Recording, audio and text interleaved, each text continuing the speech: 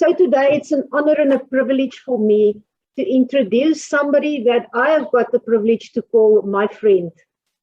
Martin has personally been a mentor in my life.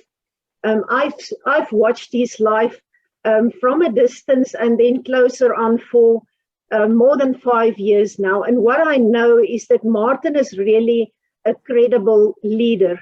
What you see is what you get. He is a very authentic man with such a heart and a passion to make a difference into the generations to come.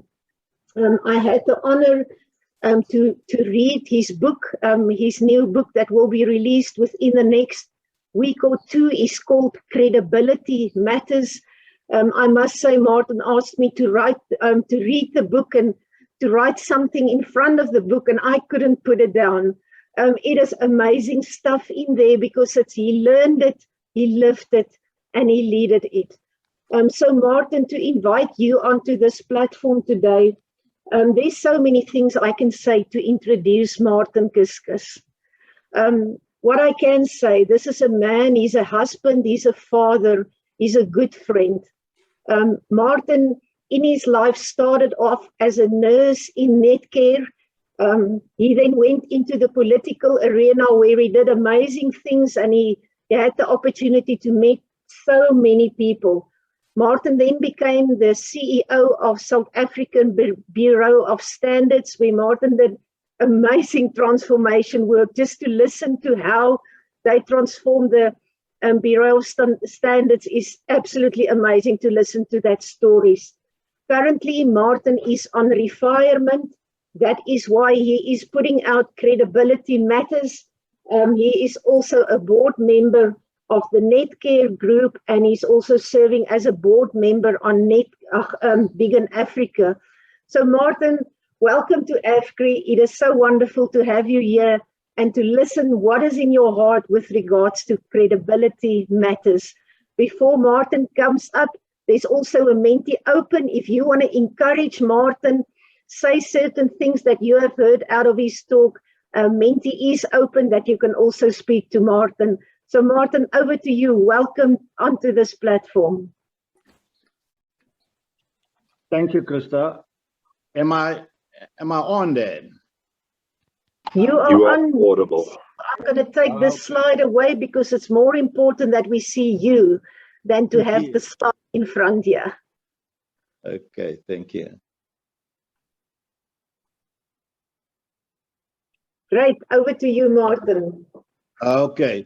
Thank you very much for that very kind introduction, Krista, and good morning to Jacob as well and the rest of our viewers this morning.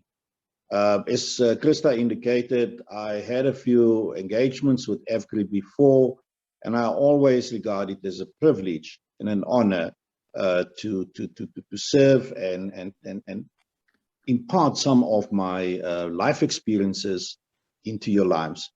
I want to use my time wisely and get straight into what I've been asked to do here this morning, and that is to speak on the subject of servant leadership. Now, there's an old African proverb that says, it takes a village to raise a child. And I would like to flip that statement this morning by asking the question, if it takes a village to raise a child, who raises the village? And I want to anchor my theme this morning around servant leadership around this question, who raises the village? Who are the voices that shape the thinking, behavior, and value system of our world? Who amongst us, with good judgment, born out of hard-earned experience, can be trusted to grapple with some of the vexing socioeconomic problems we're currently facing in our village? Yes, the world is increasingly, with high levels of integration and communication and so on, is increasingly being called a global village. And let me just take you through a few things that happened in our village over the last few decades. Firstly, there's a lot of cultural shifts that took place. And firstly, Urbanization is one of the dominant features of our village at this point in time. According to the World Economic Forum statistics of 2019, between 1950 and 2019, the world's urban population has risen almost sixfold, from 751 million to 4.2 billion people. Most of the people are now staying in cities. A second cultural shift that took place, it's a younger population. 26% of the world's population of 7.6 billion, it's under the age of 15 years. And in Africa, it can get as high as 41% in certain areas. A third feature of our village is poverty and even uneven distribution of socioeconomic opportunities. The inequality gap is unprecedented. The Oxfam International Report of 2020 suggests that the world's 2,153 billionaires have more wealth than 4.6 billion people on this planet. So this thing is just, there's an overconcentration, and I'm not against wealth, don't get me wrong this morning, but there is just so much inequality, and our country is regarded as one of the most unequal societies in the world. But a fourth characteristic of what happened in our village is a serious relational crisis. And it's characterized by increased individualism. And as people engage with one another, the first question that preoccupies their minds is, what is in it for me? And you know, there's so much and this becomes such a big driver nowadays. Some people call it the law of the jungle, survival of the fittest, the rat race. My friend, you can win the race, but you will still remain a rat, okay? So you can't win this race. There's also decreasing sociability. You know, we're so technologically advanced nowadays, but we're still so relationally disconnected. Yes, we've lost the art of deep and meaningful engagement with each other. Our way of communicating nowadays with each other is through texts, blogs, tweets, and so on. And listen, let me hasten to say, I've got nothing against these things. As a matter of fact, I use it myself. But this should never become an expedient substitute for real and meaningful engagement. Another characteristic of this relational crisis is increasing materialism. Our value judgment is based on externalities. The car you drive, the clothes you wear, which area of town you're staying in, your position, and all those sort of things. And we have lost touch with the inner virtues of people, whereby character is now, charisma has now been elevated above character. Now, as a leader, you need to realize that one of your major responsibilities is to assist people to move towards a shared understanding of reality. And having painted to you some of these realities, and there are many others that's taking place in our village, you need to realize that you've got an awesome responsibility on your shoulders, because people's fortunes can be wiped out, hopes can be shattered, development can be stunted, resulting in a society falling into total dysfunctionality and destined for perpetual poverty and deprivation. And our village is crying out for effective leadership. And here I'm referring to the type of leadership that is more humane, authentic, and capable of affording people a greater sense of meaning. You will agree with me this morning, ladies and gentlemen, that there are just too many of our leaders in our village who are self-serving and do not have the hearts of servant leaders. Talking about servant leaders, what is servant leadership? Now, I've immersed myself quite extensively in the different theories of leadership and so on. And in the final analysis, this is the style that best resonates with how I want to conduct my life. And it's so aptly put by a gentleman called Robert Greenleaf, and I quote, "The servant leader is a servant first. It begins with a natural feeling that one wants to serve. Then conscious choice brings one to aspire to lead. The best test is, do those served grow as persons? Do they, while served, become healthier, wiser, freer, more autonomous, more likely themselves to become servants?" What a powerful encapsulation of what servant leadership is all about. Allow me to highlight to you a few features in my journey as a servant leader. As Krista already indicated, and I didn't start at Netcare, I started right in my hometown in Klerksdorp at a place called Sepong Hospital, where I was a nurse for 17 years. And that embedded in my heart the desire to serve. I spent 17 years there, moving through the ranks from being a student until I ultimately moved into management position and so on. But I was very active in my community, always looking for opportunities to help the poor and develop youngsters in our community. My big break came in 1994 at the advent of the new democratic dispensation, when the ruling party asked me to stand for political office, and I ultimately found myself in the Northwest Provincial Legislature.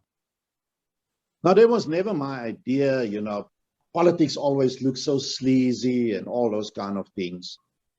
But you know, when I arrived there, my life turned around in a matter of days.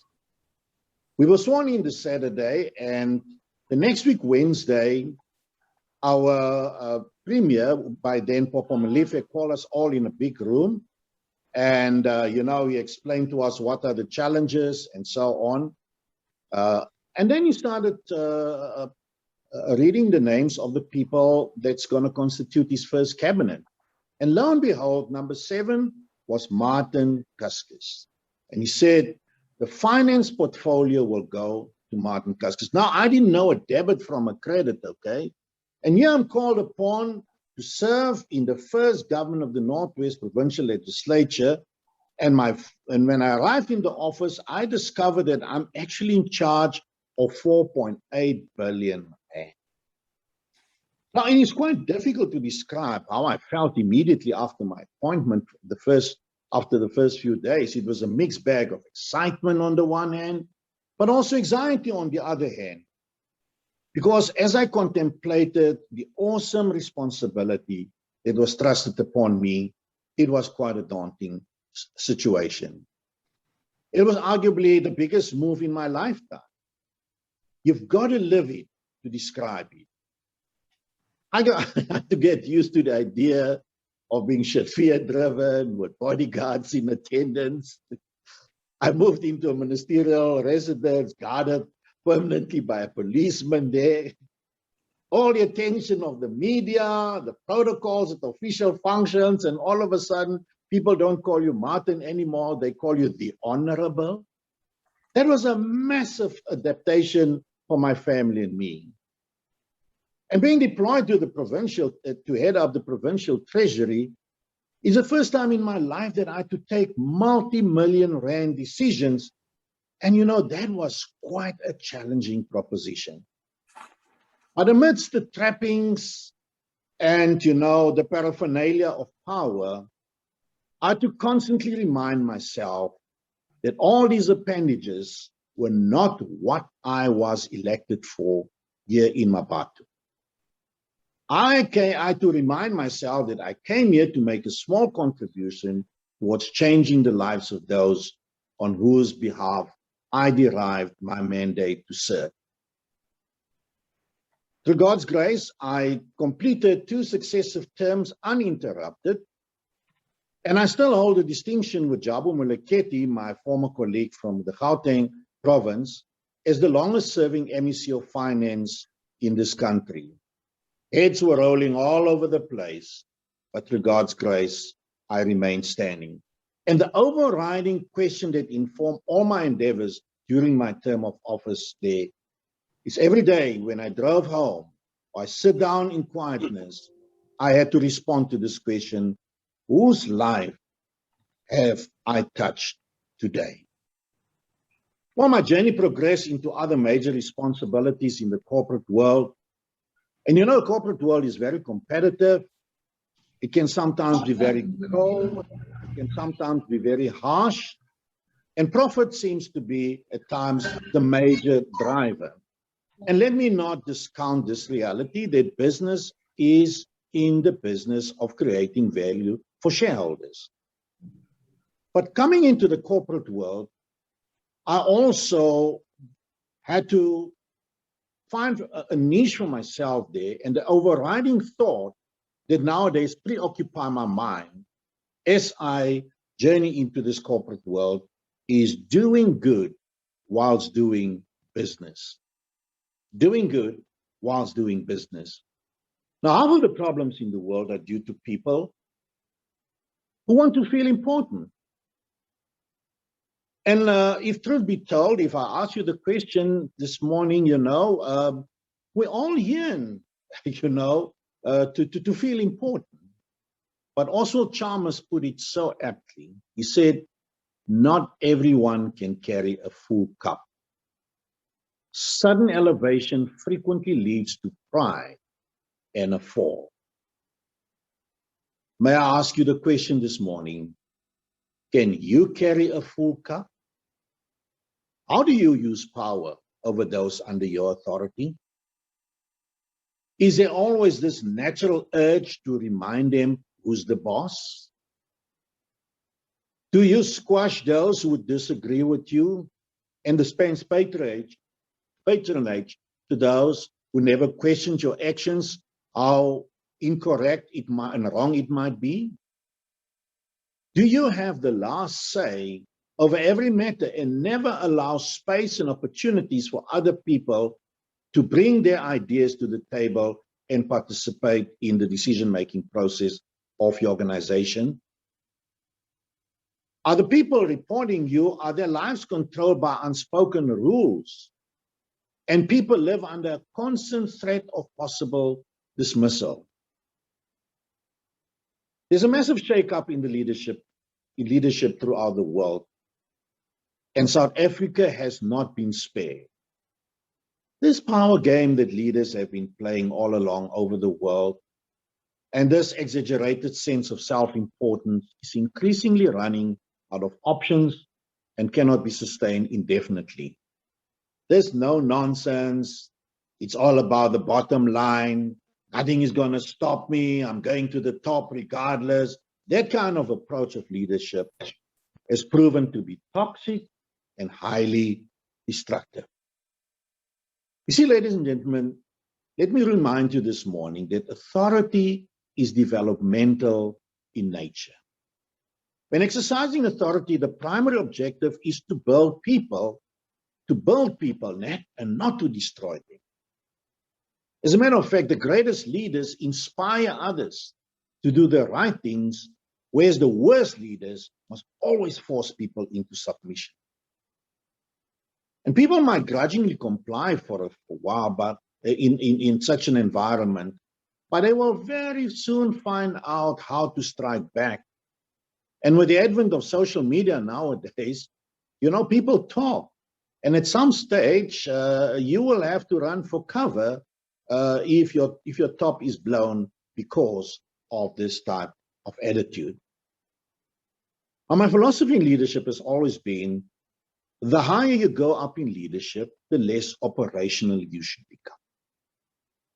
You need to adequately empower those around you so that you can create sufficient margin of time for you to think ahead. You must always be a few steps ahead so that you can think strategically. You must always be a few steps ahead so that you can prepare the organization to be future fit and also nurture those strategic relationships that can ensure future business growth. If you delegate with the necessary authority, you will broaden your leadership pipeline. Because those in your organization and those reporting to you will take co-ownership of the vision and diligently bring their creativity to bear to expand the vision far beyond what you could have ever accomplished in life.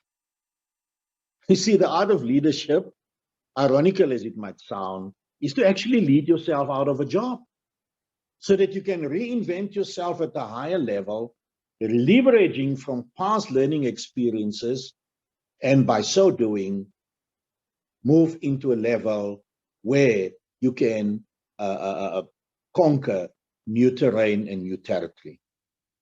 Yes, in my life, I was hired as a CEO on a few occasions.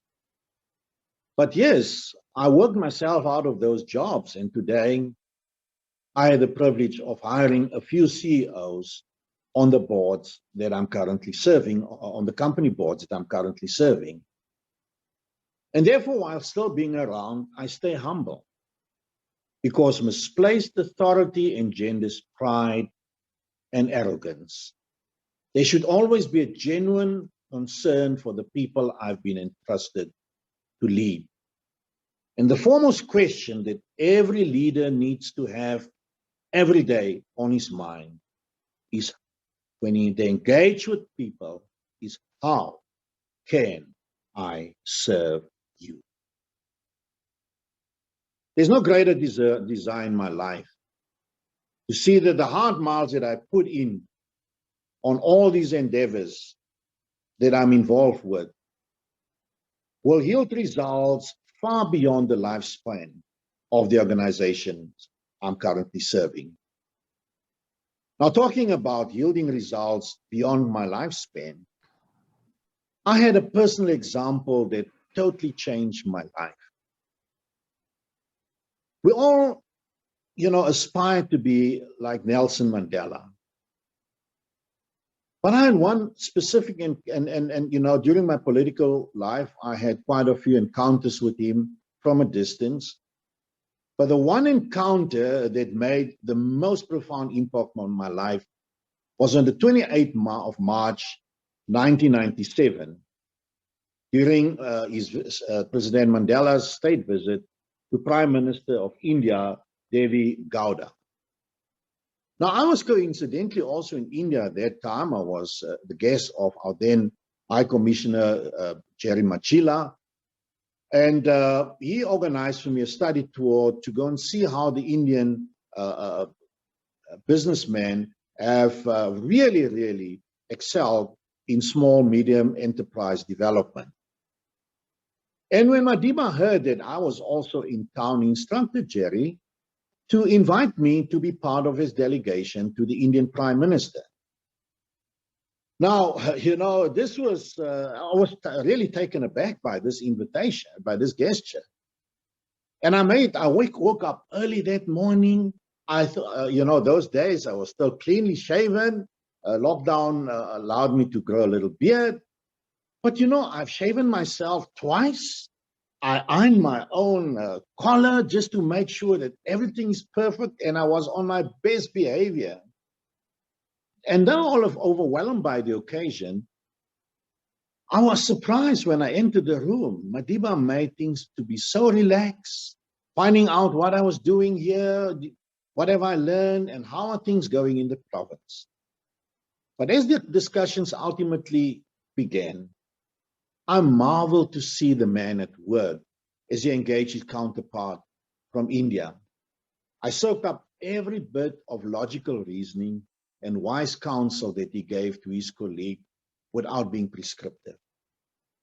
I marveled at his deep insight about geopolitical dynamics, and it was just to me, I was totally overawed by the situation. Now, Madiba was under no obligation to invite me to be part of his delegation, but he regarded me as sufficiently important to be part of his team. And this says a lot about the measure of the man. You see, too many of us shut the door on others when we are at the pinnacle of our leadership role and everything revolves around me, my, and I. And there are a few critical lessons that I've learned from this encounter with Madiba. Firstly, leaders need to appreciate the potential in others and create space and opportunity for them to grow. Secondly, leaders need to create an atmosphere that is encouraging and affirming. And what struck me, his delegation consisted of only 5 of us. At the table, it was Madiba. Next to him was Mac Maharaj. Then it was the late Professor Jakes Gerwel, who was the Director General that time in his office, Jerry Machila, and Martin Castillo. But when the introductions came, Madiba introduced me as one of his provincial ministers of finance. I was not just anybody, I was one of his. Now, there are leaders who just tolerate you, but they never affirm you. You're something by the way. But here I was sitting there, and to come out of my president's mouth that I'm one of his ministers, no greater affirmation has ever been bestowed on me from a leader like that. The third lesson I've learned is the greatest impartation of a leader is not what he or she says, but how he or she acts. Now, each of us has an obligation in our leadership journey to identify people whose conduct and example is worth emulating. And paying close attention on how they respond to different set of circumstances can give us valuable insights to our own leadership development. You will only be as good as the people you spend time with. The fourth thing that I learned from that encounter with Madiba was great leaders have a generational perspective in mind. I was just about 3 years in the political game by then, but Madiba saw it sufficiently important to expose me to this valuable teaching moment. He was mindful about equipping me to keep the momentum of what he stood for beyond his lifespan. In the words of the revered Dr. Miles Monroe, he said, and I quote, "The greatest act of leadership is mentoring. No matter how much you learn, achieve, accumulate, or accomplish, if it dies with you, then you are a generational failure." Close quote. Servant leaders know how to handle authority and sensibly and sensitively. I've seen and worked in my lifetime with very influential people who ended up on the leadership scrapyard because of misguided and misplaced authority. In the words of Oswald Chalmers, not everyone can carry a full cup. May I raise this question once more with you this morning? Can you carry a full cup? Let's land this plane. You see, the favorite sport in our global village is a game called power. And there's a high levels of manipulation and all sort of things, and we basically become sometimes proxies in the agendas of people whose mind is so as this insatiable desire for power. And that game must stop. We need to redefine the rules of the game, because leadership is not a power game to be played, driven by a mentality of conquest. We are desperately in need of leaders who are real, honest, and sincere. And it starts with the position of deep introspection. One needs to truthfully respond to this critical question: why am I availing myself for a leadership position? Because if you don't have a firm grasp of the primary purpose in leadership, all your endeavors will be a glorified ego trip. In conclusion, I would like to raise the question again, because the question remains: who raises the village? Who are the voices that shape the thinking, behavior, and value system of our world? AFGRI is one of the biggest organizations in your sector and you've got a very strong and proud brand. You therefore have an important part to play in our village. And the question I want to raise with you this morning as fellow villagers is, what is your contribution going to be to influence the thinking, behavior, and value system of the society in which you conduct your business? Fellow villagers from AFGRI, how can we get better leaders amongst you in your ranks whose approach is relevant for our times? I'm referring here to the type of leadership that's more humane, authentic, and capable of affording people a greater sense of meaning.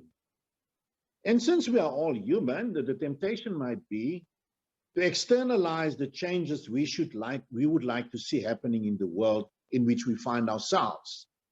It's them, it's not me, it's them. And you know, we'd like to externalize the problem. And one of the biggest challenges that any leader must face is how ready are you for change in your own personal life? Ron Edmondson puts it this way: often you have to change yourself before you can encourage change in others. All change starts with one step. The change you are most afraid of is possibly the change you need the most. Are you ready for that change? Are you ready to take that one step? Be the voice that shapes the thinking, behavior, and value system of our world.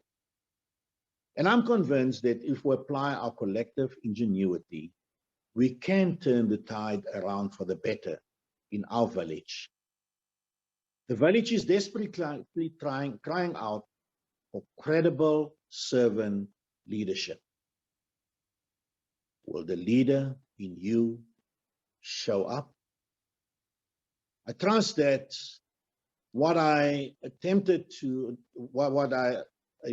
you in the last 30 minutes will be digested with enthusiasm, but also implemented in your life with courage, because we all have the part to play. We can't leave the world worse off than when we enter in here.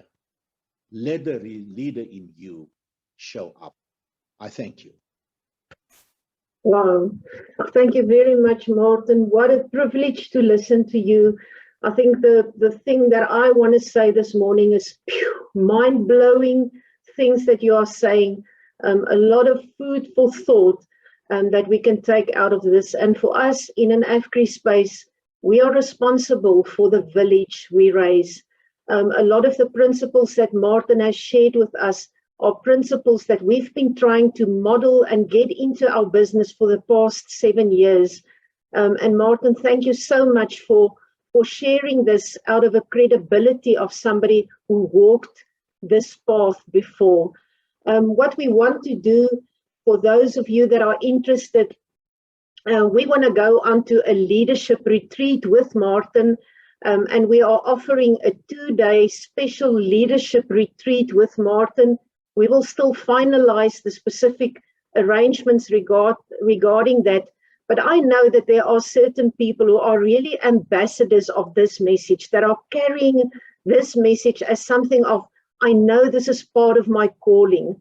And what we want to do is to take a group of people for 2 days while working through his book and digest the things that he's saying, and then see how this can equip us as a community of people to also go and raise our village where we have been appointed. So, Martin, an absolute privilege to listen to you, and thank you for sharing all that words of wisdom. I think there's a lot that we can all listen to. There are 2 comments for you, Martin.